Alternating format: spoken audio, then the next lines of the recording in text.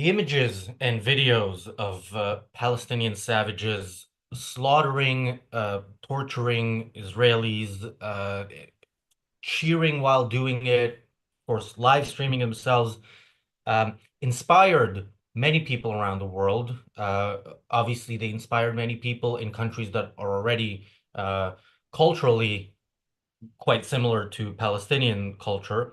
But they also inspired people in countries that are the opposite. If Western, seemingly civilized countries, and from the day itself, while the atrocities were going on, and to this day, we have seen people going out on the streets when Palestinians manage to murder Jews. We see them celebrating.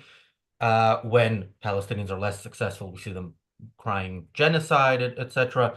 But we see those regularly anywhere and everywhere in the West. Um, Recently, a leader of Hezbollah has said has spoken about how Hezbollah is actually very much involved in helping encourage such protests. Let's look at this. This is in Arabic, but there are subtitles, of course, courtesy of the wonderful Middle East Media Research Institute. Memory. Yeah, let's watch it. أعتقد أن الرهان على قدرة العرب والمسلمين على استثمار هذه التحولات التي نشهدها من خلال مشاركة الطلاب الغربيين المتظاهرين في الغرب. ثم الطلاب عرب يتظاهرون في الغرب، هذا نفهمه، لكن الطلاب الغربيون الذين يتظاهرون تأييدا Actually, wait. Let's pause and actually it's not a long video, but let's break it down a little bit because yeah, in investing in the changes happening in the West, I didn't really fully catch it the first time I watched it, but it's that's even more revealing than you would think. And of course, there's no reason for them to not say something like this, because it's not that protesters are out there saying we want peace and Israel is kind of what Israel is doing is a barrier to peace. No, they very openly say that what they want is the extermination. Well, they don't say it in those words, but they say they want Israel gone or destroyed. So yeah, they don't have to hide. This doesn't have to be something they do kind of quietly and secretly, but it is something that Western governments should consider,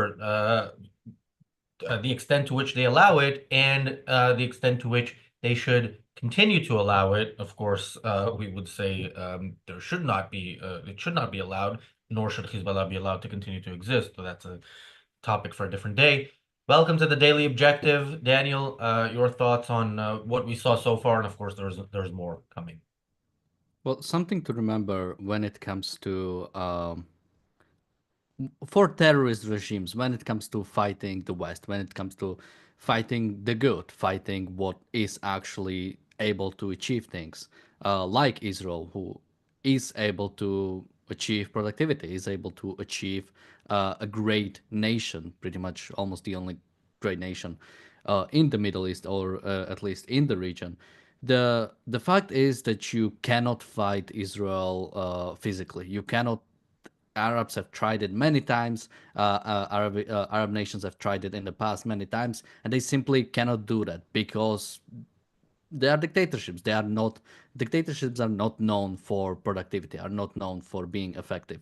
So the only way the only way evil itself can ever sort of fight against the good is by the sanction of the good. They have to get to the minds. They have to teach the West that no, what we are actually doing is we are oppressing them by having some standards when it comes to protection of rights.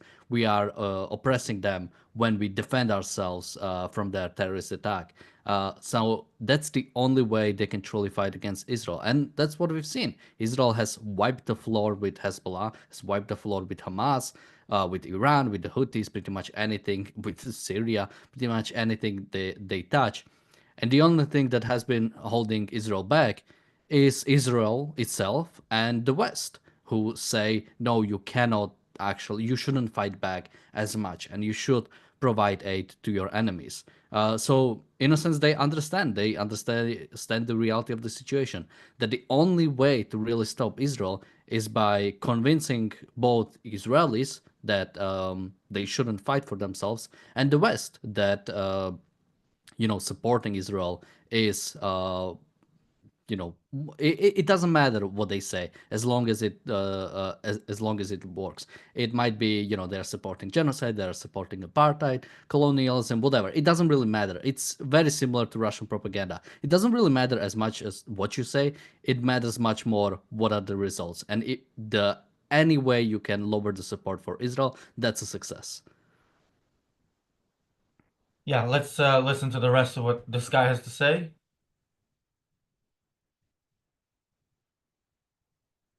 في الغرب تم الطلاب عرب يتظاهرون في الغرب، هذا نفهمه، لكن الطلاب الغربيون الذين يتظاهرون تأييدا لفلسطين رهاننا هو على قدرة الاستثمار على هذا التفاعل الإيجابي من قبل هؤلاء الطلاب للمستقبل.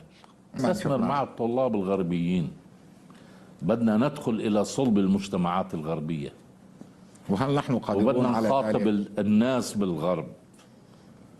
يعني لدينا أدوات للدخول إلى هذا التحدي، هذا التحدي ويجب أن نفعله. Yeah, entering the hearts of the West. I mean, that's, they're certainly not aiming for the mind. They're not aiming to convince people that they're right. They are aiming to get people to feel like these savages are actually the victims of the war that they started. And he says, of course, Arab students are protesting, but even Western students. I mean, for me, it's not. Of course, it's actually, you would expect more of people who escape a savage like this and come to a free country. You would expect them to be the first ones supporting Israel in defeating savages. But and again, there are undoubtedly people, Arabs in the West, who are pro-Israel, and we've talked about quite a few of them. But yeah, we also see Arab students in some cases. It's questionable whether they're students. One of the ones we saw, if you remember, during the campus intifada, was somebody leading a chant in Arabic, saying how you can't kill us, or you can only kill our bodies, and we're happy to die for Allah, and all these American students are kind of repeating everything he says. But yeah, the fact that there are students in the West born in a in the West and have the ability to know what the alternative that they are advocating for is, probably don't necessarily know, or worse, they might actually know and yet advocate for it, is something that should be of great, great concern to all of us. And it should be of great concern whether or not Hezbollah is financing any of it. It should be of great concern because, it tells us something about what we can expect in the future. Yeah, I mean, first, talking about, Russian propaganda, this interview was done, or at least broadcasted by Russia Today, so, connected pretty nicely. Well, I think you mentioned about the people escaping the dictatorships. Let's say the Arabic students should be more pro-Israeli since, they recognize the evil of their countries. And, I think the most disappointing part of America right now is the fact that Americanism, as it should be, is not really thought and is not really enforced. Even, something that is pretty bad. I think it's not unique to America or even really other countries, but it's the fact that sort of American flag has sort of been taken by one side. Like if you have an American flag on your lawn, you might be a Republican, and it has been sort of just sort of taken over by one side, and it's no longer viewed, or even I mean even the make America great again. In a sense, both parties should be able to stand behind it, but it has been sort of hijacked by by one party. This sort of pro-Americanism is viewed as like a partisan issue instead of being it as something that should be celebrated, something that should be really thought, and especially in the universities. The idea of being pro-American, that's, oh my God, what are you saying? That's colonial nation, that we are invading all the countries all over the world. We, are supporting Israel, who is engaging in genocide. So it's not, in a sense, surprising that we have this going on in the universities where we have pretty much given up on sort of promoting Western values. And when you don't have that, it's really hard to, it's important to remember that liberal democracy, or sort of the Western style of governance, that is an achievement that has to have a certain standards, the people themselves have to have a certain view of the world for it to be able to continue. Otherwise, it would sort of devolve into whatever tribal style of governance or whatever. So the fact that, yeah, we are losing the grasp of what made America great and what makes Israel and Western countries different from, let's say, the Middle Eastern nations.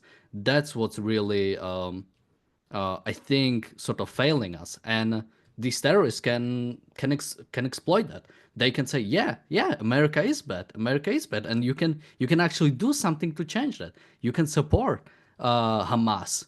I'm not sure if we'll go to the other video, but you can support Hamas, and you will be, you are fighting for the good, or in a sense, or you are fighting against evil, which they consider America. I mean, I don't know if most students, but a lot of students probably consider America evil, and that's really scary, because these are the future generations. I mean, I always think about how, sort of when it comes to universities or something like Harvard. I remember when I was like young, I always watched, like American shows, and it was always like Harvard or like Columbia. And it's like, oh my God, like these people that are there must be like out of this world. I could never probably even meet like such a person. And then we see like these students and the way they talk and the way they present themselves, or sort of their view of the world. And it's like, wait, I could have gone there and I probably would have done better. And that's what's really, in a sense, it sort of brought me, I don't know what to even call it, but it's like disappointing from, the view of America I had, even the universities, and the view that I see right now. Yeah, thank you, Jonathan, for the super chat. Thank you, Bonnie, for the super chat. Enric says in the chat, trying to fit Palestinians into American Indian decolonization theory. Yeah, I mean, look, what do you mean trying? I mean, they can do it. They're not going to let reality get in their way. You must have seen shows. There was one a few days ago, right, that I was on, and somebody said, "Oh, why are these four white guys talking about?" And they say that about the conflict. What? I'm not white, and you're not either. So I know I'm actually not white. You are white, and you weren't on that show. But anyway, yeah, that doesn't matter either way. And this was, this is a thing that they're trying to do in America. At least I see most of. That's where I see most of it is, yeah, Israelis are white. Not true. The majority are not of white. They're actually of Arab descent. And yeah, Palestinians are brown. So, but anyway, we have a new troll in the chat. Welcome, troll. Welcome to the channel. They them say Qatar has enough money to tempt you Western crooked bastards. That's first of all, Qatar has money that the West, in its short-term thinking and its appeasement, has allowed it to have. Originally at least of oil that was not discovered by a primitive person riding his camel, but was discovered by Westerners coming to these countries and discovering that there's oil and there's use for it because as such there isn't unless you invent something that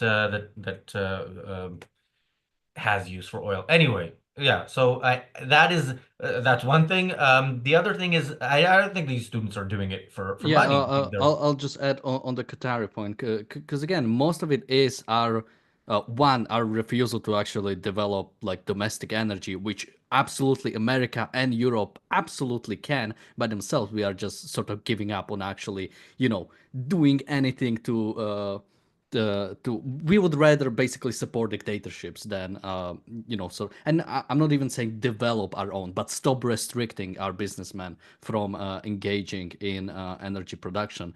And again, the fact that you would compare the sort of Middle Eastern wealth, which is what one, as you take, and it's technology they've stolen from us in many of these locations. It was nationalized Western companies that, again, we have refused to enforce the property rights of our businessmen. And yeah, the fact that you would compare the wealth that they have by basically being able to get some stuff from the ground and compare it to Israel, that is, or America, that have most of their wealth from technological advancements, from innovations in different sectors, which require actual applying of reason in a much I think better and productive way than whatever any of the Middle Eastern nations are doing. Yeah.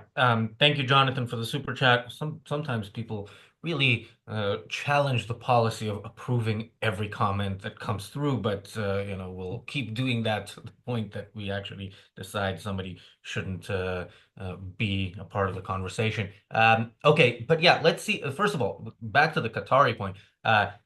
This was somebody from Hezbollah. So they didn't they just get almost demolished in a war, but they still have funds to Yeah, fund. and I think just today another leader was killed. I'm not sure if it was the actual like top ahead, but today or yesterday I've seen it in the news. So again, but that's important. They might be losing on the sort of in the physical world, but in a realm of ideas, they are like beating our ass because we are refusing to stand up for ourselves. Absolutely. Let's see them winning in the realm of ideas. Is this New York? Well, let's watch the beginning of the clip, and maybe we can recognize it from I was focused on when I saw it on what people were saying and not the surroundings, but somewhere in America.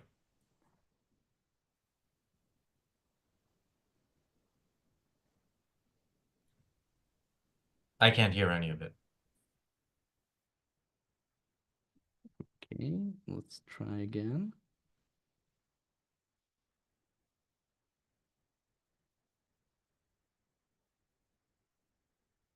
Okay, can you hear? Oh, wait, before you play it, let me just say, I don't remember if he says it at the beginning, but this is an IDF soldier going to a pro-Palestine, as they call it, protest. Of course, not saying that he's an IDF soldier, although he looks like he could kick everybody's ass there. But anyway, yeah, let's listen.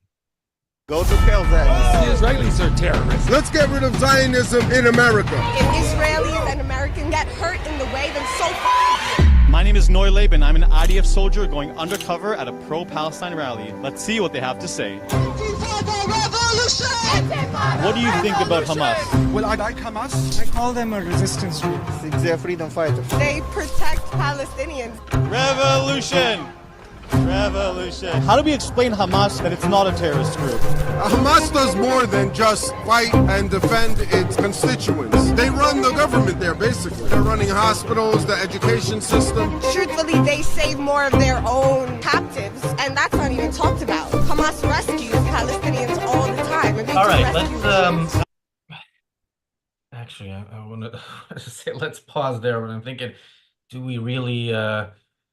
Daniel is so shocked by what he just heard. He won't even turn his camera on. He can't have his face seen after reacting to that. But yeah, I don't know if I don't know if we want to break down some of this, because again, we've seen it before. But yeah, they are talking. First of all, they talk about captives. Remember, captives, Palestinian captives, are murderers, are people who went and shot people or stabbed people or or participated in October 7th, those are the so-called captives, whereas there was no mention there of Israeli hostages at all, but those hostages are actual civilians in most cases, plucked out of their life by force, and and where others were murdered. So this is what these people are openly supporting on the streets of Manhattan.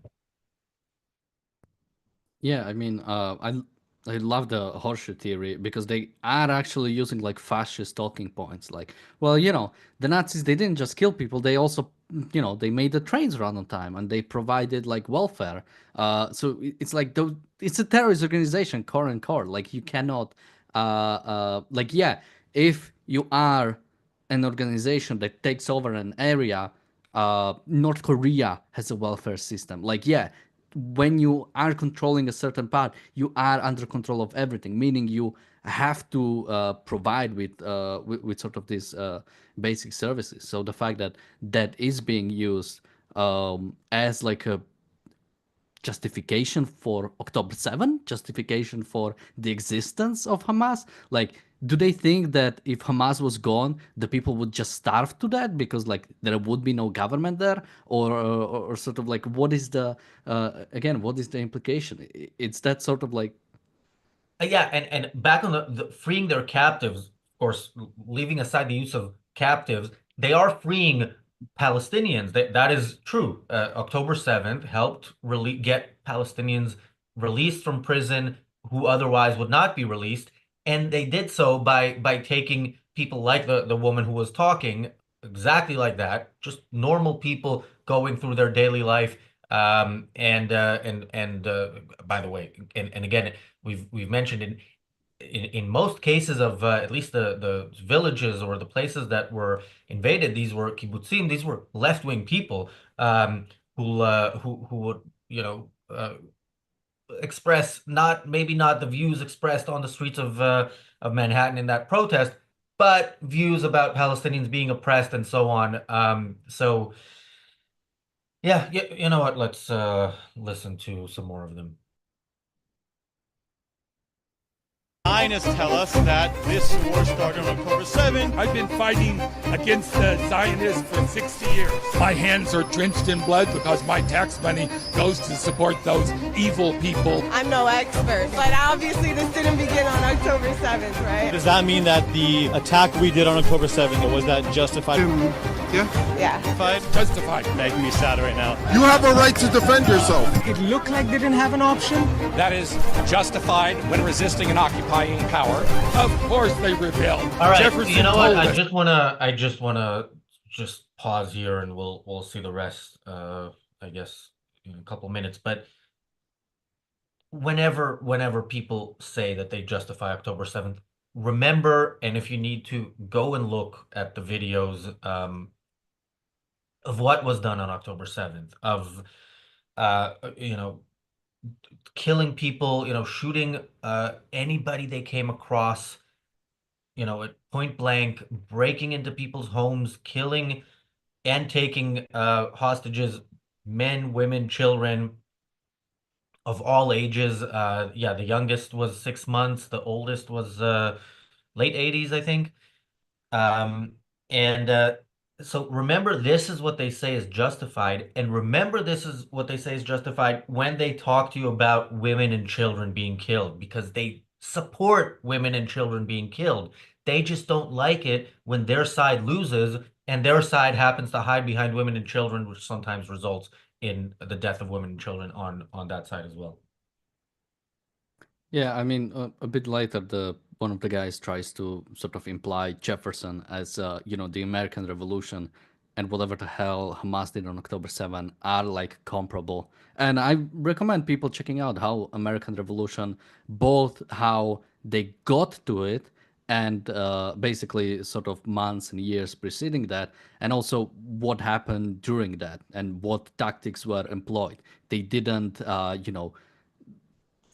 if you compare it in any way to like October 7, it's like it's insane. And again, also comparing the goals. What was the goal of American Revolution? It was saying we not that somehow this land belongs to us and you have to get out. No, it was we recognize certain rights that the United Kingdom or Great Britain at the time should protect and is not protecting, and we want to establish a nation that will protect those rights and will do a better job at it.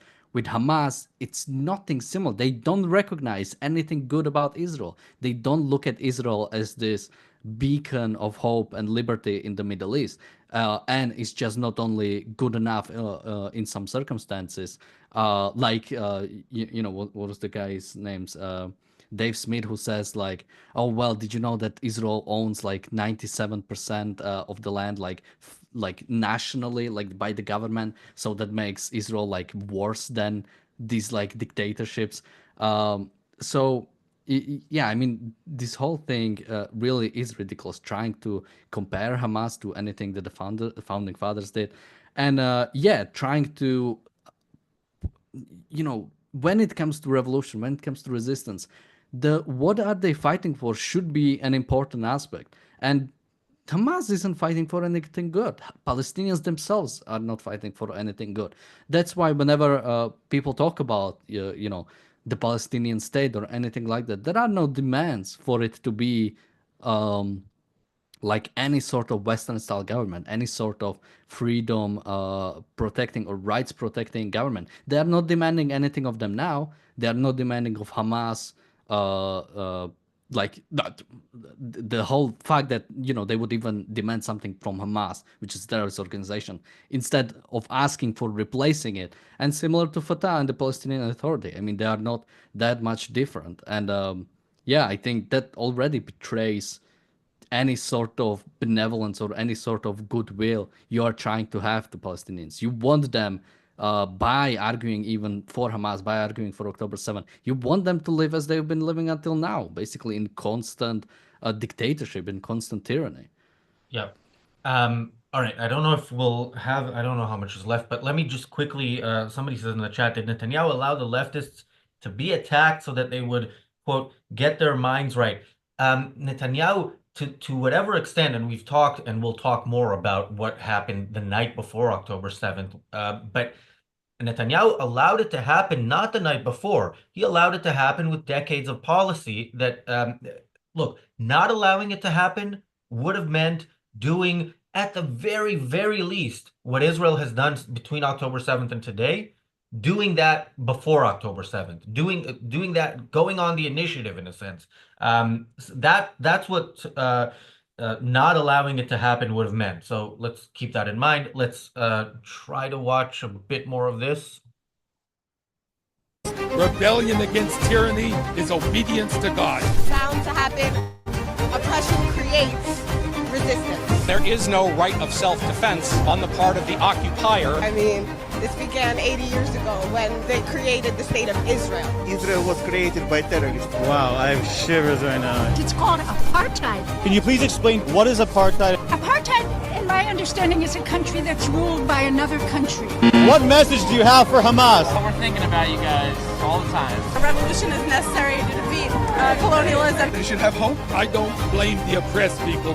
All right. The people are with you. We've seen this a million times, and we are out of time. And this does also prove I don't like it when people say of their political opponents they're stupid, they're crazy, because that kind of gives them lets them off the hook for choices they make. But I think some of these people do prove that you can be both evil and retarded at the same time. Daniel, parting thoughts? Well, I think you pretty much said it. Yeah, I mean, well, she said it. She said this has been going on for 80 years, meaning, since the founding of Israel, this has been a problem. So they want Israel to go away. They want Israelis to go away. They want to put down the one flame of liberty that is right now in going on in the Middle East. And that is, I mean, truly disgusting. I mean, it's truly it shows how the West has really sort of forgot what made it great and is not willing to fight for it. Well, not everybody in the West is not willing to fight for it. Somebody who seems like he might be willing to fight for it is Mark Zuckerberg. Come on, man. That was a beautiful segue. And yeah, a lot has been said recently about what changed with Mark Zuckerberg, but not enough has been said on this channel. So today on the reality show, we are discussing Zuckerberg transformation theory, a thing that conservatives are talking about, and we're going to talk about, but in a different way. Make sure you join us for that. That's a special one right after this show in a couple minutes. Thanks, Daniel. Thanks, everybody, for watching, and we'll see you in a couple of minutes.